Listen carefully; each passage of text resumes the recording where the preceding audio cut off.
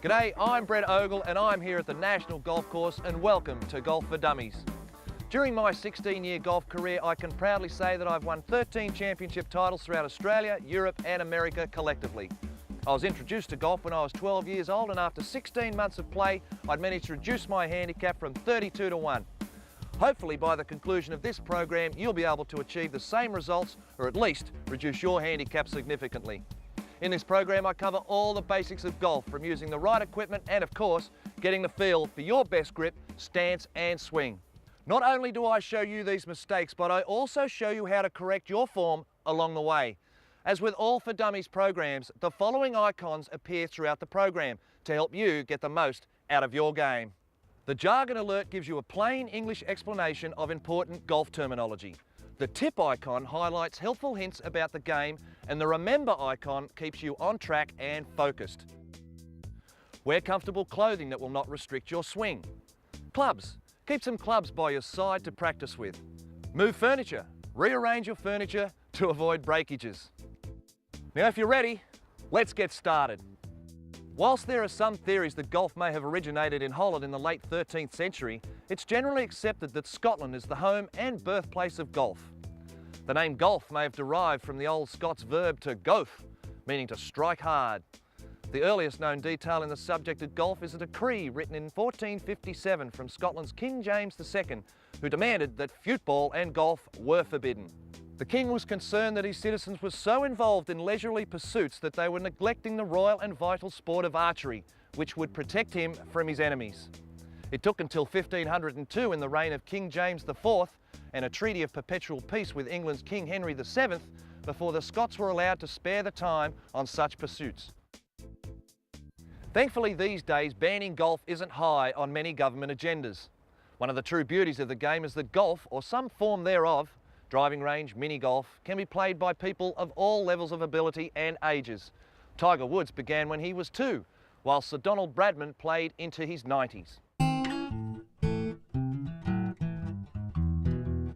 When it comes to choosing your equipment, in basic terms, all you need to play golf are some clubs and some balls.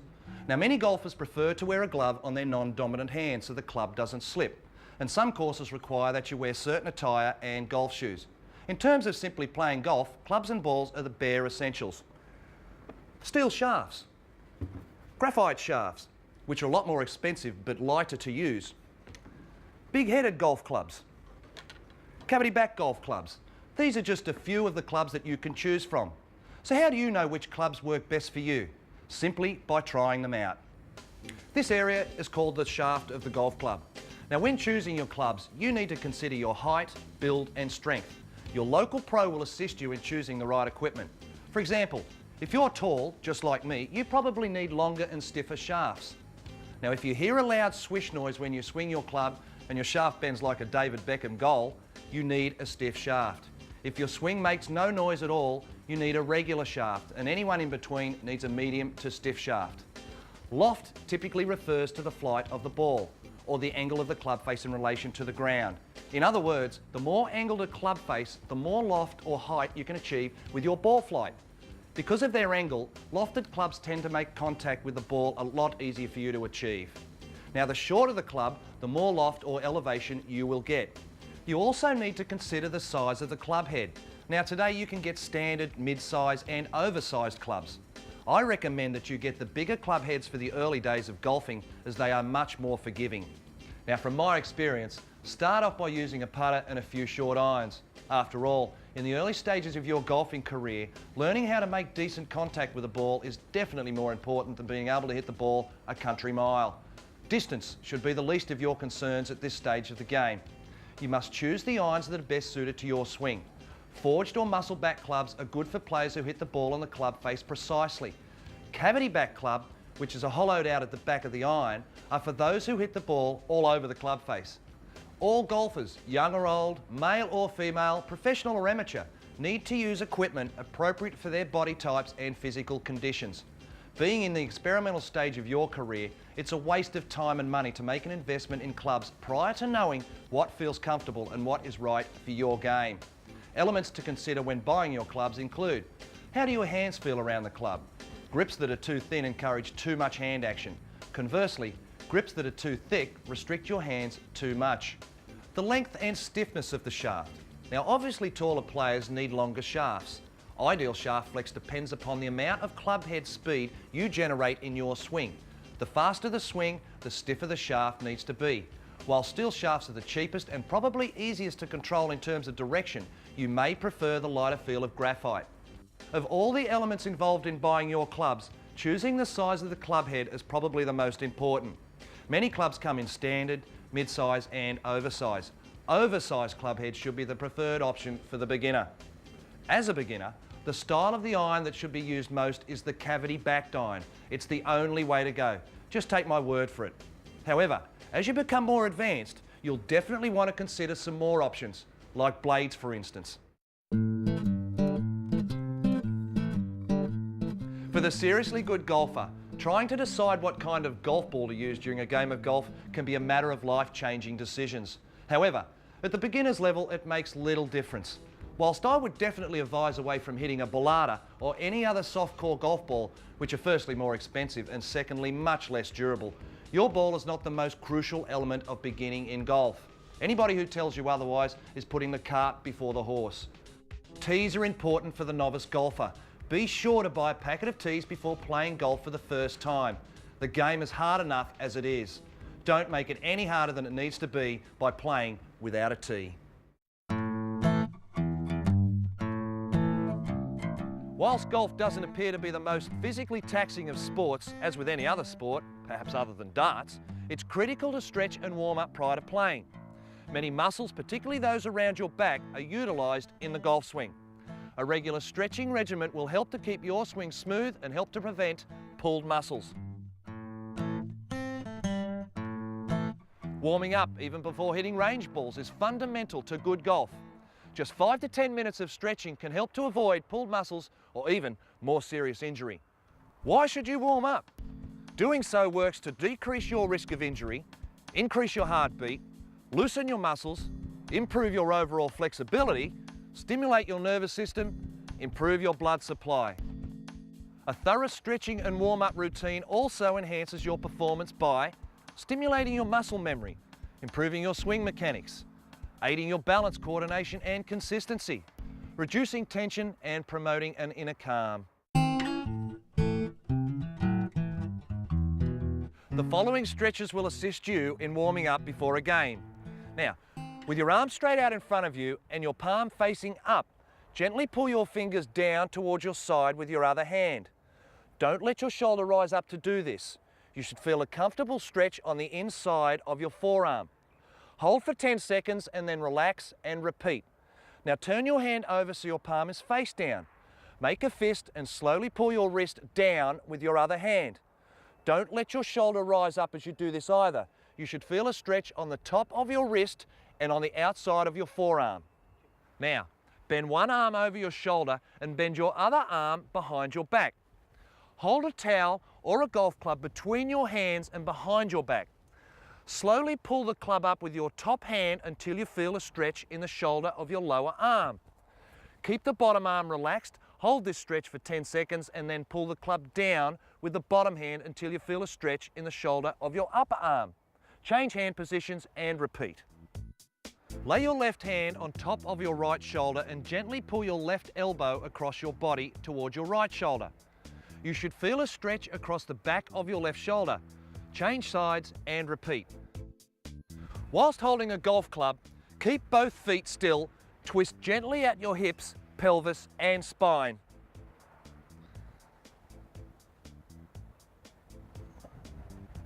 Lying on your stomach, place your hands beneath your shoulders. Slowly perform a push-up, using your arms, but let your back relax and try to keep your hips on the floor. If you experience any pain during this exercise, stop immediately and consult your physician. Lying on your back, bend your knees and cross your right leg over the top of your bent left leg. While keeping your shoulders on the floor, use the weight of your right leg to pull your left knee towards your right side. You should feel a stretch in the outside of your left hip and in your lower back. Following these few warm-up tips may take some strokes off your game, but the most important thing is to be healthy and safe and to enjoy your round of golf. Given that you're watching this program, you've no doubt decided that it's a good aid in readying yourself for a career as a golf star. Keep in mind, however, that along with this program, you can enhance what you know about the game of golf any number of other ways. There are literally hundreds of books on golf instruction written by some of the golf's all-time greats, including Jack Nicklaus, Ben Hogan, Tiger Woods, and of course Greg Norman. But ultimately, you can only teach yourself so much via a book. This is the pathway for many people when they first dabble in golf. Whilst friends may be great people and have great intentions, unfortunately the harsh reality is that not many of them are great golfers. First impressions last. The more swing faults you develop in the infancy stage of your golfing career, the harder it'll be for you to rectify the issue down the track. Trial and error at the driving range and on the putting green can be a great way to get a feel for how the ball reacts when you strike it in various manners. However, just like learning from your friends, it's easy to develop swing faults without having the right guidance. Taking lessons from a pro is definitely the most expensive way to learn the game, but also the most effective and efficient. All golf professionals can get you started on the right track. The key to having or committing to golf lessons is that it's a relatively slow process. You won't turn from an average hacker into a single-figure handicapper within one lesson. The keys to improving your golf game are patience, practice, and persistence. Improvement won't happen overnight, but believe me, it will happen.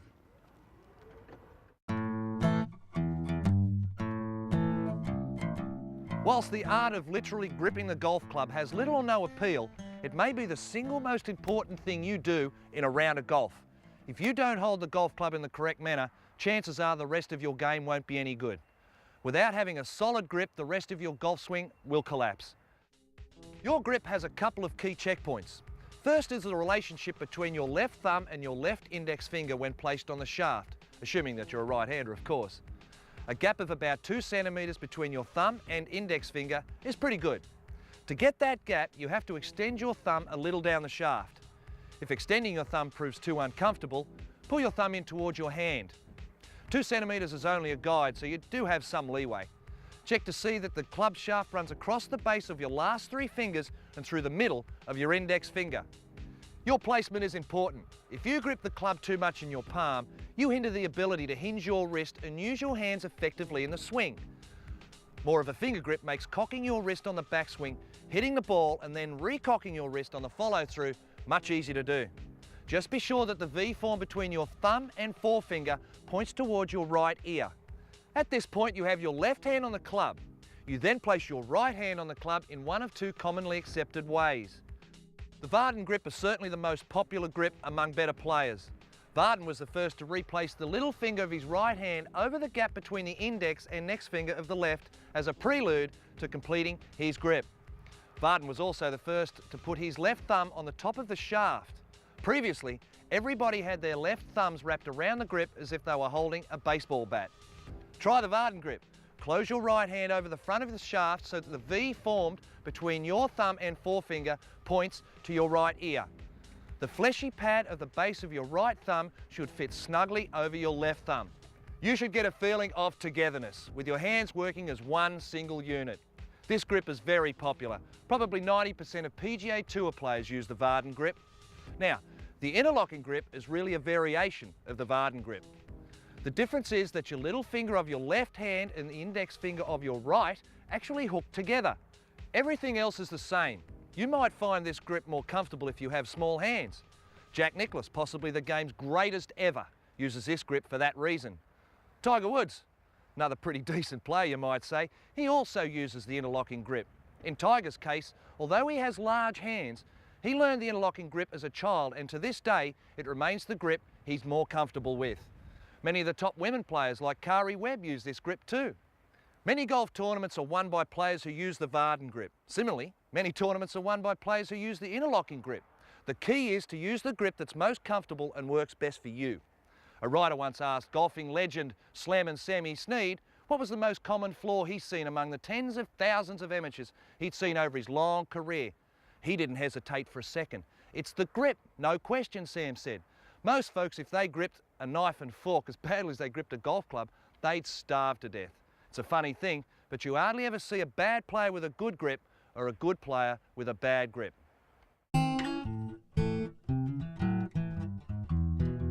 Of the two primary considerations in golf, which are distance and direction, direction is by far the more important. One of the most common mistakes in golf is aiming the club face and/or aligning the body incorrectly. Aiming and setting up to the ball without correct body alignment is complicated, since it involves the club face, your eyes, shoulders, hips, knees and feet. If you have any one element misaligned to the target, you'll either have to compensate with your swing or understand that your shot will likely be offline.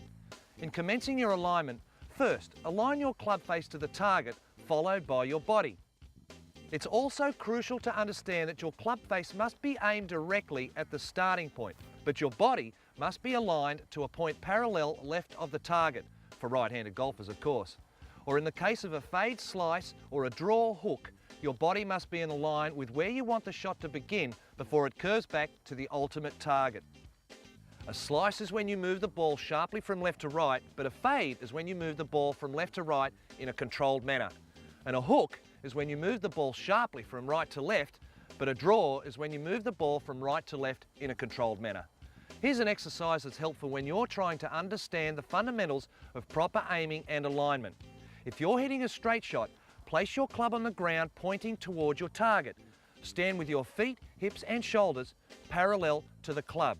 If you position both shoulders correctly, you'll find it almost anatomically impossible to misalign the trail shoulder, which is the right shoulder for right-handed golfers. When your shoulders are aligned properly, you'll find it much easier to align your hips, knees and feet as well.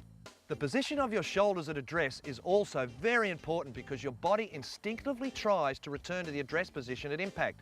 Therefore, the swing path of both your arms and the club is determined to a large degree by the alignment of your shoulders. Keep in mind, when it comes to the role of your eyes in proper aim and alignment, that very often you may address the ball properly, but work out of position by lifting your head rather than rotating it to look at the target. When you lift your head, you have a tendency to rotate your trail shoulder, which in turn misaligns your shoulders. So, to ensure that you remain in a correct address position, rotate, don't lift your head to look at the target.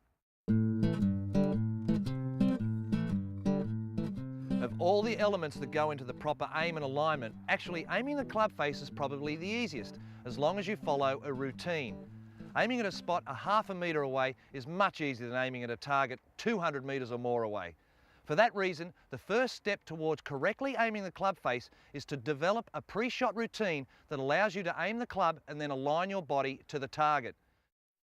Now, begin your shot by standing behind the ball and visualising the shot you want to play. Then use your eyes to track a line from the target back to your ball, picking out a spot on that line half a metre in front of your ball.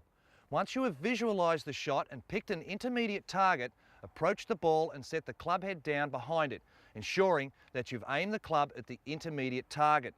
Only after you've done this should you take your stance and align your body to the target.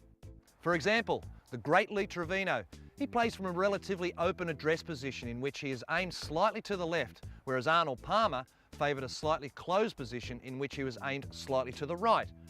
Why? Trevino prefers to fade the ball from left to right, while Palmer, well, he favours a draw, which is from right to left. It's important to note, however, that both men have enough talent to either fade or draw the ball at will. Poor alignment is the single most destructive area for players of all levels when it comes to taking the game from the practice range to the golf course. So as a beginner, getting your alignment right is extremely important. Don't put it on the back burner of your learning priorities. Hitting a golf ball is an athletic exercise that has many things in common with other sports. In golf, it's important to have a pre-shot routine that allows you to stay in motion, since doing so helps keep tension from creeping into your swing. This is particularly crucial in golf, since hitting a golf ball is an active process as opposed to a reactive one. In other words, you're the only one who can decide when to begin your swing, unlike, say, a batsman in cricket who reacts to the bowler. Your beginning or address position should provide both stability and strength, meaning that your position should be an athletic one. Your knees should be comfortably bent and should remain in that same flex throughout your swing.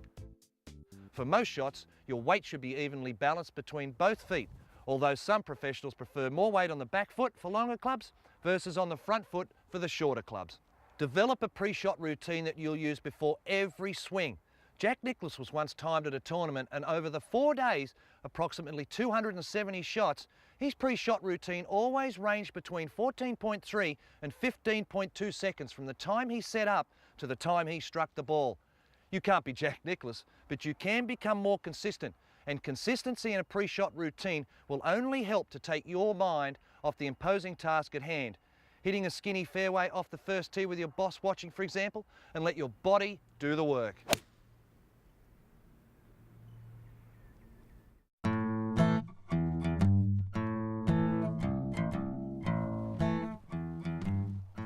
Now we get to what most people regard as the most glamorous part of the game, the full swing.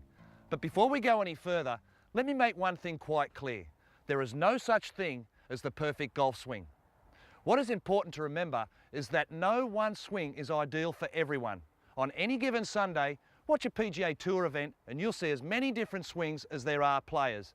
And don't forget that Jim Furyk, with that big hitch in his swing, won the 2003 US Open. The truth is that you could find a technical flaw in the swing of virtually every member of the World Golf Hall of Fame, but they were still all magnificent champions. Everyone is unique with strengths and weaknesses and varying physical characteristics. The swing that best fits your body type, temperament and innate athletic ability will, in the end, be the best for you. My job here is to help you find that swing. Learning how to hit for distance and then for accuracy is backwards. Ultimately, your accuracy will create your distance. To produce a consistent, controlled swing, you have to master your balance. Like most other sports, balance begins with solid footwork. A solid stance complements the rotation of your upper body and the swinging of your arms. It also helps to ensure that the club strikes the ball with the correct direction and angle of approach. Flexing your knees is also essential in a controlled swing. The constant flex allows for your proper weight transference. The roll of your legs is also essential, but it doesn't account for the bulk of the power in your swing. The bulk comes from the upper body and its rotation. Your legs are the essential base that supports all of the power in your upper body. Good posture alignment is important to allow maximum flexibility of your joints while allowing maximum efficiency of your muscles. Improving your posture will help you maintain a swing that's stabilized by good balance. At address, you're balanced with your weight evenly distributed between your feet and the middle of your arches. When you begin a backswing, moving your upper body to the trail side, assuming you're right-handed, the trail side is the golfer's right side, causes your weight to transfer to that side. You initiate a forward swing by moving your hips, then your shoulders towards the target side. When you make contact with the ball, your swing should be close to your initial balanced address position or slightly to the target side of center. That way you have a stable base of support for the dynamic movement of your pelvis, spine, trunk, shoulders, arms and club head. As your center of gravity shifts, your body rotates over the target side hip to a balanced finish that works to maintain good posture. Now, as I've said before, your golf swing is an athletic movement and therefore it's an action that's easier for some people to develop more than others. Teaching professionals have discovered over the years that it is sometimes helpful to compare elements of the swing with other sports. In this case, where you're trying to coordinate the weight shift of your lower body with the rotation of your upper body and the swinging of your arms, a good analogy is the motion used to skip a flat stone across the water, something almost every one of us has done at some time or the other. Close your eyes and try to visualize the throwing motion of skipping stones. After you've done that, go ahead and make the throwing motion as you watch your reflection in a mirror. Now, pay careful attention to the sequence of motions that your body performs without any conscious thought. First, you naturally stand at a right angle to the target, just as you do in the golf swing. As you draw your arm back, notice that your weight easily shifts to your back foot, coming to rest momentarily with a high percentage of your weight over the back foot by the time your arm is fully hinged. At that point, your hips will slide forward and your throwing elbow will naturally tuck into the side of your body just above your hip. Your arm then automatically extends as it accelerates towards the target. Also notice at this point that your weight has almost fully shifted to the target foot and your hips and upper body have rotated to a point where your belt buckle is facing either the target or at a point past the target. It's this rotation that clears the way for your arm to pick up speed. Finally, After you release the stone, notice how your arm naturally extends towards the target before following the rotation of your upper body. The point of this exercise is that your arm picks up speed and passes your body before you ever release the stone. Now perform this exercise several times and then slowly lower your throwing hand until it's in the same position as it is in the golf swing. Now simply repeat the throwing motion as if you were throwing to where the ball is sitting on the ground. With any luck at all, you'll discover not only the proper weight shift I've been talking about, but you'll also have established a very, very solid yet incredibly simple foundation to a good golf swing. The swing plane is an imaginary flat, thin surface that is used to describe the path and angle on which you swing the club. The plane has inclination or tilt, determined by the club shaft as well as direction inside, down the line or outside. The arc and path that the golf club draws around you from first motion to finish creates the plane of the golf swing for that particular shot. The goal of your swing is to return the club to the impact position at or close to the club's original lie angle. The impact position is the position you're in when your club face actually makes contact with the ball. The swing plane controls the path of the club head into the ball. A flatter swing tends to deliver the club head on a more pronounced path from inside the target line to the ball and therefore tends to promote a hooking or right to left ball flight. An upright swing, on the other hand, tends to deliver the club head to the ball more directly, straight down the target line. Now, as a general rule, a flatter swing tends to be more repeatable and therefore more consistent, simply because your arms and especially your right elbow tend to remain closer to your body on the backswing. Now, the golf swing has evolved over the years as players on average become taller and stronger, and more importantly, the equipment has changed as well. With the development of steel shafts in the 30s, the swing evolved into what became known as a one-piece takeaway, popularised by players such as Iron Byron Nelson and Slam and Sammy Snead. Now, in order to get the wrist hinge position, place your hands on the grip as if they're in a holster. As your arms and upper body swing the club back, your wrists will hinge naturally as the club reaches a more vertical position in your swing. Correct hinging along with proper body tilt helps to ensure that your club is routed on a proper path during the downswing. To develop a better feel for when and how your wrists should hinge during the swing, I'll guide you through a series of steps. Now firstly, assume your address position. Hinge your wrists so the club moves at an angle in line with your trail arm. Elevate your arms until your hands are shoulder high. The club will be pointing over your trail shoulder and your arms will have made their backswing motion. Now practice this from the address position. This is the arm motion that you will blend with your body turn. After you elevate your arms, the hinging of your wrists will happen as your arms elevate and your trail elbow folds. When you hear people talk about releasing the club, they're referring to releasing the energy and the power they've stored up in the process of making a backswing. As your body slides laterally and rotates towards the target on the downswing, your wrists unhinge, your forearms rotate and your trail arm straightens as you move the club through the hitting area. Now when releasing the club, your body is simply mirroring the movements it made on the backswing as you reach your impact position. At impact, your body has more tilt to the trail side and your arms extend past the ball. To feel the proper release in the downswing, try this exercise. Now place a ball on the ground in front of you. Put a golf ball in your trail hand and get into your address position. Swing back to the top of your swing and as you go forward, throw the ball you're holding at the ball on the ground. Now when practicing, try and replicate this throwing motion and this should assist you with your downswing. Your golf swing is a series of movements designed to do just one thing. That's deliver the club head to the ball in a manner that gives you the distance and direction you desire with the most consistency. Now to do this, your movements must take place in an order that's both logical and repeatable. The timing of your golf swing is very different from the tempo of your swing, although people often mistakenly use the terms interchangeably.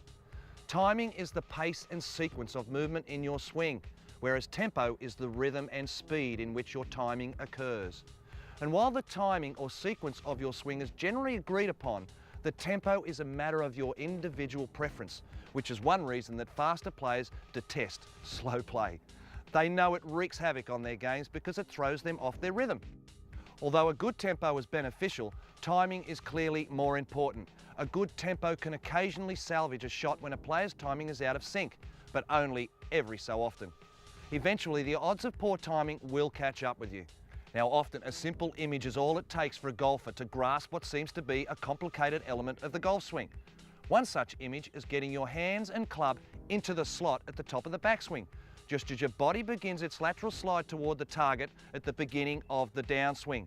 Now, to find the slot, start moving the club forward by tilting your torso towards the target. The target hip will withdraw just as the trail hip does in the backswing. Transfer your pressure onto your lead foot. This movement isn't a weight shift, only a transfer of pressure from your back foot to your front foot. Now start moving into the forward swing by bringing your arms down. Remember that at this early stage of the forward swing, your arms move down more than they move forward. At this point, only your target hip is active. The trail hip more or less stays back. It doesn't rotate yet, storing power for the time when it will rotate through the impact of your swing. Check to make sure that your trail side has more of a tilt than it did at address. This tilt happens early in the forward swing and is known as slotting the club. If you trace the path the club head travels in the course of a swing, you'll see that it is fundamentally circular, although the path does flatten by necessity as the club passes through the contact area with the ball. Therefore, the longer and wider you make the arc of your swing, the more power you can generate in your swing. To achieve the maximum controllable distance and power in your golf swing, you want to reach what's known as the maximum leverage point. That's the position where the butt end of the club is as far as it can be from the ball while still swinging in balance. The heart of the phrase, maximum leverage point, is crucial because power without control does more harm than good in your golf swing. Quite by accident, you will reach the maximum leverage point in your swing. The point generally occurs when you're trying to hit a layup shot. You swing more easily than you normally do, which certainly helps improve your chances of making solid contact, but since you're not striving for distance, you make a swing that, while long enough, isn't so long that you can't control it, which is often the case when you have a driver, fairway wood, or long iron in your hands. A layup is when you aim to hit the ball to a good position short of the green so that you can ultimately play an easier shot. Here are 3 points to keep in mind when you're trying to make a swing that takes full advantage of this maximum leverage point. You must maintain the forward spine angle you establish at address throughout your swing. Doing so gives you a constant point to swing around. At the top of your backswing, make sure that your shoulders are turned 90 degrees to your target line. Having this amount of shoulder turn gives your arms and club a direct path to the ball. To test this, place a club parallel to your target line, near your toes. Hold a second club so it rests along your upper chest and your shoulders. Assume your address position again, stressing that you bend from the waist and your spine angle remains constant, and turn your upper body toward the trail side until the shaft is at a 90-degree angle. Now you may find that you need to either open or close your stance slightly to achieve this optimum 90-degree shoulder turn, which makes this an excellent drill to work on for practice at home. The trail arm must retain its relationship to the trail shoulder as the arm folds on the backswing. To achieve this position, hold both arms straight out in front of your sternum or breastbone. Then, without consciously turning your upper body, move your target arm towards your trail side until you feel the muscles in your chest tighten into a locked position. This point varies depending on your flexibility, of course. The point your left arm reaches in relation to your shoulder will be the optimum position for your arms in the backswing. Now, going past this point will cause you to alter your spine position or bend your lead elbow. A long swing will lead to inconsistency, while one that's too short won't allow you to effectively use the leverage of your arms and upper body. If your backswing is too short, you'll tend to hit at the ball rather than swing through the hitting area. In fact, when you're just learning to play golf, you should teach your body the correct motions for developing an accurate and powerful swing by starting with the short swing. Trying to learn the full swing first makes it much more difficult for you to learn the correct muscle coordination that the full swing requires. All golfers making a full swing at the ball should rotate their upper body in their backswing 90 degrees from the target line. In reality, most golfers won't achieve a 90-degree rotation because they either aren't flexible enough or they don't play and practice enough. Remember the exercise we did earlier when we placed a golf club on the ground along the target line? Well, the position you want to address is the parallel line in which the feet, hips and shoulders form a line parallel to the target line. Now, by keeping your eyes on your goal, you're sending target information to your brain and letting your body instinctively respond to that data. We all have athletic instincts, and one of our instincts is to line ourselves up correctly to hit a ball toward a target as long as our focus is on the target. At this stage, you're ready for some basic fundamentals to refer to in order to ensure that your setup and backswing are as effective as they can be. Now, widen your stance so that the width measured from the centre of your feet is that of the outside of your shoulders. The width is less as the club, in this case the driver, gets shorter so that your ankles are under your shoulder joints. Close your stance a little with your trail foot pulled back a little more from the target line than your target foot is. Doing this is important, especially if you're not very flexible. You can do this with all clubs, even your wedge. It makes rotating your upper trunk to 90 degrees that much easier. Make sure that the centre of your chest, the sternum, points directly at the ball so that your trail arm can move effectively, staying below your target arm. To achieve optimal balance, distribute your weight from the balls of your feet to your heels, not from the balls of your feet out to your toes. Put some flex in your knees so that you can use your joints properly. Kind of sit back with your rump out behind you in what I like to call a balanced position. Okay, now that you've set up, you're ready to focus on your backswing. You start the backswing by moving your trail hip back over your trail heel. Otherwise, if you start the action by moving your hands, you'll move the club too much to the inside. By the same token, remember that your arms go where your shoulders take them, so that in effect, whatever way you move creates your swing plane. At the top of your backswing, the butt of your grip should be as far from the ball as possible. Your trail arm is below the target arm when the club starts back, then it folds and your wrists hinge.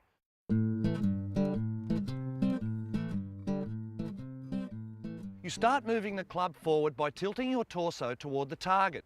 The lead hip is effectively withdrawn, just as the trail hip was in the backswing. Again, you only transfer pressure to the lead foot. In the earliest stage of the forward swing, the arms come down more than they move forward. Only your target hip is active at this point. Your trail hip more or less stays back. It doesn't rotate yet, therefore storing power for the moment when it does rotate through impact. By swinging your arms down and holding back your trail hip's rotation, you avoid hitting the ball from the top. Your trail arm continues to extend past impact and is extended fully only when it's past the ball. If you keep your right hip back early in the forward swing, it allows you to achieve a very strong motion through impact, which will assist you with the force of the shot. When it comes to hitting irons, in general terms, your swing remains the same regardless of what club is in your hand.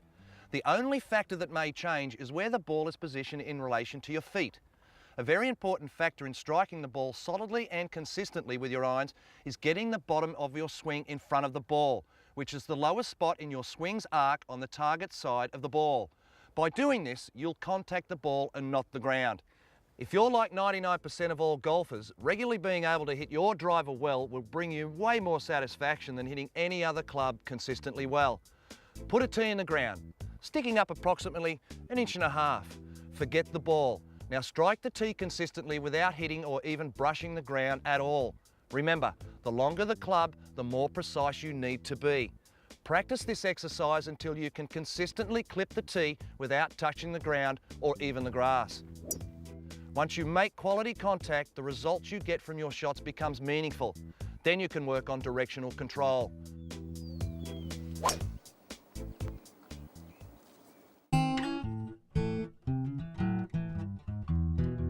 The short game. The most reliable shot is the chip and run. In fact, I would estimate that I would play at least 95% of my short game shots with a chip and run and the other 5% with putts from off the green. Or a pitch, which is a short high approach shot, and bunker shots, which are shots played out of the sand. Putt whenever feasible, meaning the ball will roll rather than bounce. And chip and run when you can't putt. Pitch only when you have no choice.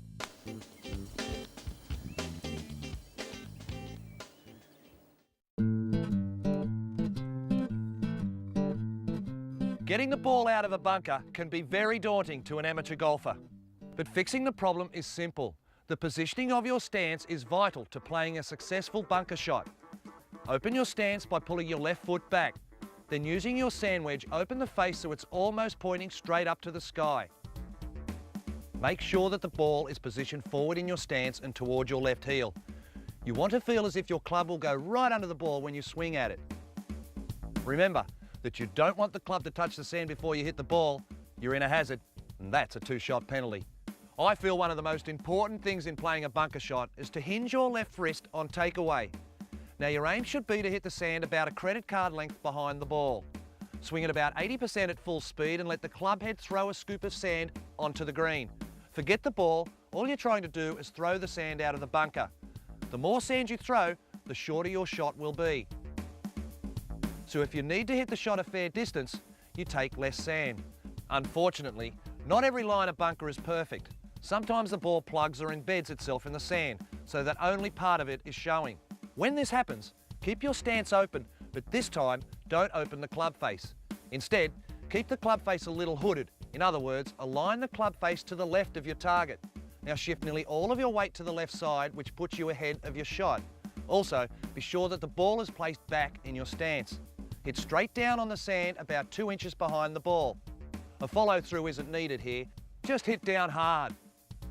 The ball should pop up and then run to the hole. Since you won't have any backspin on the ball, allow for the ball to roll to the hole.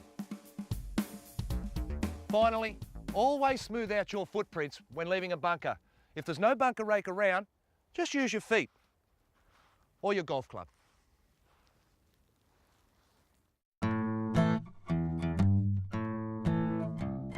Jack Nicklaus, again considered by many to be the greatest golfer of all time, once said that nearly every professional golf tournament is won by the best putter that week. If you're going to play a round of golf in a regulation score of par, at least 50% of your strokes will be putts, as even a par 3 allows 2 putts as its regulation amount. Despite this, as a novice golfer, you're probably thinking that you should spend significantly less time on honing your putting skills and significantly more time on learning how to hit your driver and long irons. In my opinion, the opposite is true. In fact, you should be spending more time practicing with your putter in your hands than any other club. A 1 metre putt counts for exactly the same on the scorecard as a 250 metre drive. To putt successfully, you need to be in the correct posture position. Follow along with me as I walk you through several steps for getting the right position. Bend over from your waist so that your arms hang straight down. This stance allows your arms to swing in a pendulum motion, back and forth from a fixed point. Now, stand up straight and tall as you hold your arms straight out in front of your body. Bend from your waist, keeping your arms outstretched until they point to the ground. Flex your knees slightly. If you lock your knees in a straight position, you'll strain your back too much. Don't bend your knees too much though. Now you're in the correct putting posture. When it comes to how you stand to hit a putt, you can break a lot of rules. Ben Crenshaw, 2-time Masters champion, one of the greatest putters of all time, he stands open to the target line, his left foot drawn back. But South African legend Gary Player, he does the opposite. He sets up closed, his right foot farther back from the target line than his left. But that's their style. Other players prefer a square stance. Your toe stance line, or where your feet and toes point, should always be parallel to your target line. Be aware that the target line isn't always straight line from the ball to the hole, if only putting were that simple. Unfortunately, greens are rarely flat, so putts break or bend either from the right to the left or from the left to the right. So sometimes you're going to be aiming, say, 6 inches to the right of the hole, and other times maybe 1.5 feet to the left. Whatever you decide, your toe stance line must always be parallel to your target line, which is not always the hole. Being parallel to your target line is important because, in effect, every putt you make is straight. Applying a curve to your putts is way too complicated and affects your stroke.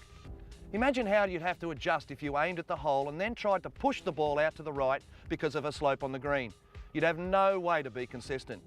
Keep putting simple. Remember, on curved putts, aim your feet parallel to the target line you've chosen, not to the hole. Okay, now what about the width of your stance? You do have a margin for error here, but as a guide, your heels need to be approximately shoulder width apart at address. You might prefer a wider stance for longer putts and a narrower stance for shorter putts. It's really a matter of what's comfortable for you. you have to bend over to put the putter behind the ball. So how far should you bend?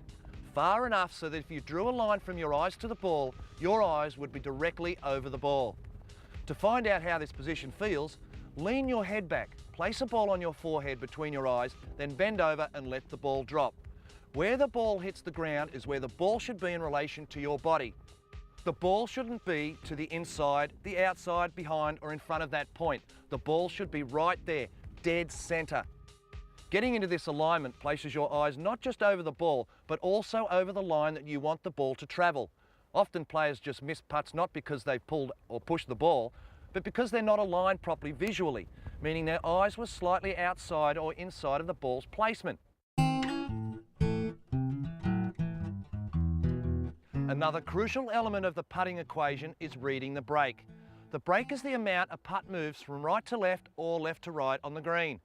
Slope, topographical features such as water and mountains, the grain of the grass, and perhaps most important, how hard you hit the ball dictate the break. The firmer you hit a putt, the less the ball bends or breaks on even the steepest gradient. So don't be fooled into thinking that there's only one way a putt can be holed. On say a 20-footer, you probably have about 5 possibilities. How hard you hit the ball is one factor. Anyway, the first thing you want to do when you arrive at a golf course is find out the natural slope of the terrain. If mountains are in the area, finding the natural slope is easy. Say that the mountains are off on your right on the first hole, then any slope is going to be from right to left on that hole. In fact, the slope on every green will be from the mountain, so take that into account on every putt you hit. There are endless details and theories about putting, but if you turn some of the following concepts into habits, you'll have come a long way toward being a consistently good putter. Here are some basic fundamentals for you to practice. If you constantly employ these fundamentals, you'll be well on the way to consistent putting. Make sure your weight is positioned over the middle of your feet. If your weight is either forward of your toes or back on your heels, your stroke is likely to follow the direction your weight is tilted rather than the target line. Keep the pressure in your hands soft and constant throughout the stroke. Sensitivity is obviously a huge part of putting. If your hands are tight on the grip, you diminish your sensitivity. Also, if you change the pressure of your grip during the stroke, you're probably not going to end up with a stroke, but more likely a jab, flinch, spasm, push, hit, well, you understand. Best of luck. Be careful not to move your hands independent of your arms and shoulders. In other words, avoid moving your hands while keeping your arms and shoulders stiff. Now, it's generally accepted that you're a bad putter only if you have 36 putts or more, but better players have about 32 putts around. This then should be your goal, a goal which you should continually be monitoring and striving for. You should grip the putter in the palm of your hand to reduce the amount of movement your hands must make. You are far better off relying on the rocking of your shoulders to create momentum in the putter head rather than creating momentum through your hands. Not all putting grips are the same, but what they all have in common is that the palms of both their hands face each other, so your hands can work together in the stroke. Your hands can join together in one of two ways. You start this grip by placing your palms on the opposite sides of the grip. Slide your right hand down a little so that you can place both hands on the club. Then, place your index finger over the little finger of your right hand. The reverse overlap grip is the most commonly used putting grip on all the professional tours. This is commonly referred to as the cross-handed method. The left hand hangs below the right with a putter, or vice versa if you're a lefty. It is used by many players today because it helps stop the lead hand, the left hand in this case, from bending at the wrist as you hit the ball. Because you do not want the ball to travel too far, the stroke has to be equally short. On a short putt, you do not want the putter head to move inside or outside the target line on the way back. So think straight back and straight through. If you keep the putter face looking directly at the hole throughout the stroke and you are set up squarely, you will make more putts than you will miss. Lay a 4x2 piece of wood on the ground. Place the toe of your putter against the board, then move the putter back and through. This gives you an idea of how a short putt should feel. Long putts are a test of feel for pace, nothing more. The last thing that I want you thinking about over a 12-metre putt is how far back you should take the putter or what path the putter will follow. Instead, focus on smoothness, rhythm and timing.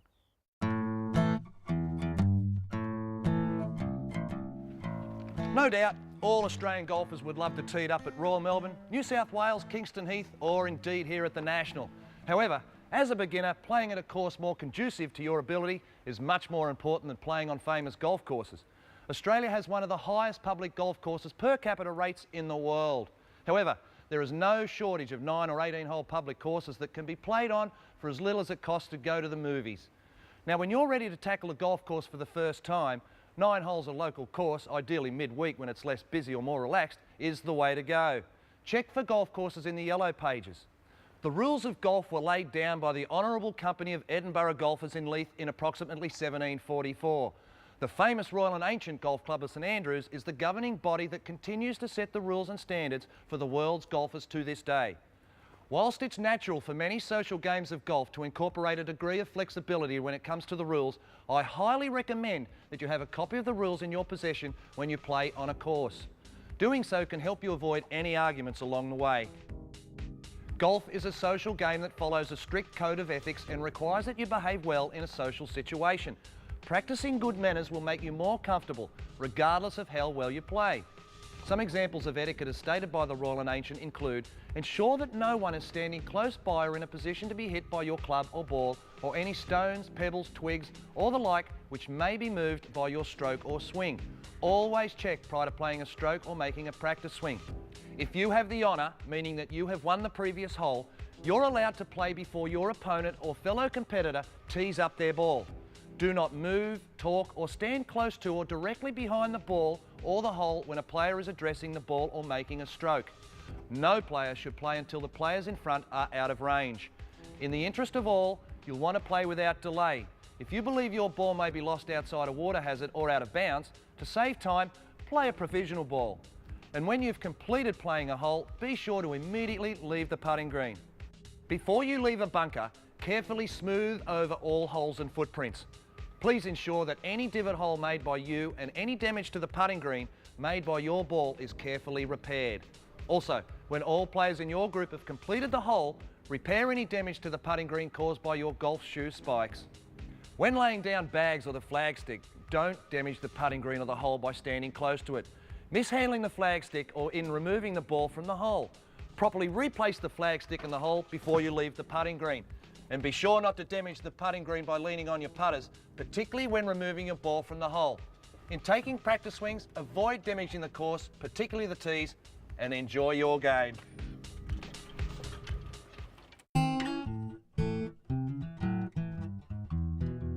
Now, when you can hit the golf ball consistently and correctly, you're ready for the golf course. Human nature says, I want to go play golf straight away. Trust me, hit the practice fairway, the chipping green and the putting green. It will raise your game, then you're ready to play golf on the golf course. Have a great golfing day.